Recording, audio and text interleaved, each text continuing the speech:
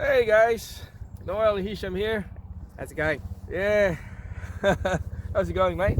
Yeah, not too bad. It's nice and cold here in Yeah. London and rainy. Well, it stopped raining, but all the grounds are wet, so it's not that great for Yeah. training.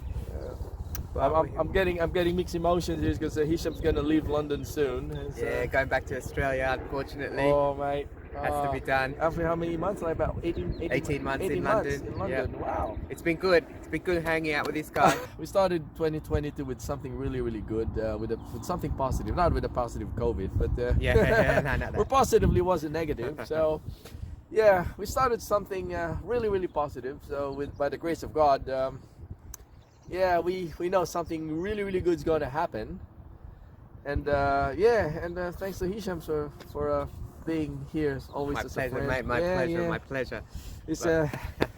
He's more than a wall to lean on. Good on you, mate. Good on you. He's a Yeah. pillar. Hisham's.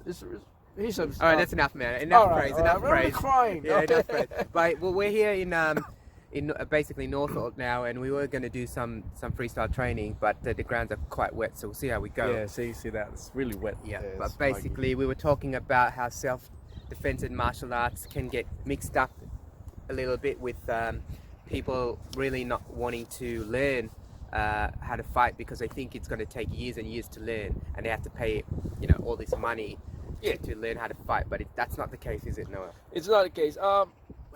There's a big misconception about understanding what martial arts is and what self-defense is. They're totally well. In some ways, they could be similar, but Yep. in my own opinion, they're totally different. And it's just my own opinion. Self-defense is you can learn self-defense in a couple of days. All you need is just one block, one good kick, one good punch, and basically just run away. And Simple. Basically just defend yourself. Exactly. Or you can use anything like a pepper spray, which is totally not allowed here for you to carry. It's not really legal. That one. But you can use a pen for you to defend yourself. But martial arts is a set of is a form of discipline that you can learn for years. Yep. Like if you want to learn karate, then karate is a form of discipline. Absolutely. So what I can actually explain is there are five forms of self-defense in martial arts. One is the traditional, which is karate, Japanese, or Shaolin, which is the Chinese version. Yep. Or not version, but the Chinese form of discipline. Then we go into sports. Yep. Sports will go probably judo. There's a traditional judo. Judo, jiu-jitsu. There's a traditional jiu-jitsu, but there's a sports versions. Yep. Sports version. That's true. Then you go into the next one will be the MMA, which is now a mixture of everything. Still for sport. Yeah, still for sport. Then you go again into like combatives, which are usually used by the special forces, military, police. Then you go into like basic self-defense, like where in Krav Maga they go into the combative, but again, as well, Krav Maga's got its own self-defense, so it evolves. Then no one's understanding. No one's still getting the street fight. The street fight, so no one's really tapping on that, which is basically you need to learn something that's gonna, make sure you survive against any attack, whatever it is. Against on the street, any attack, or it could be anyone. So that's what we're sort of trying to tap into. Yeah, we are in that bottom, down the street level. I wouldn't say it's called bottom.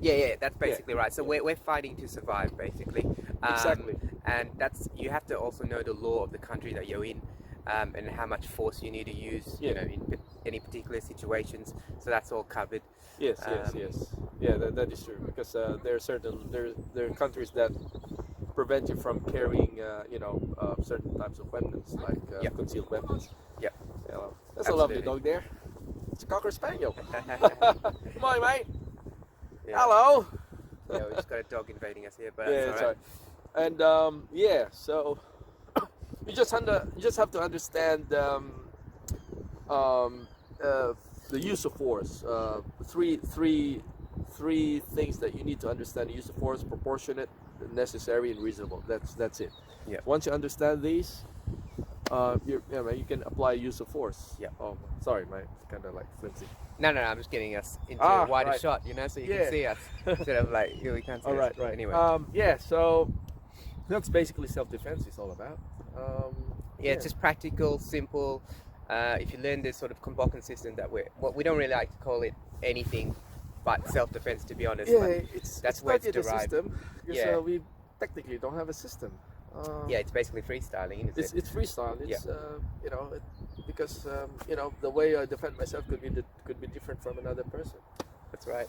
Yeah. So you learn the way the body moves, and then you adapt it to your own own style or your own body mechanics, because everyone's slightly different.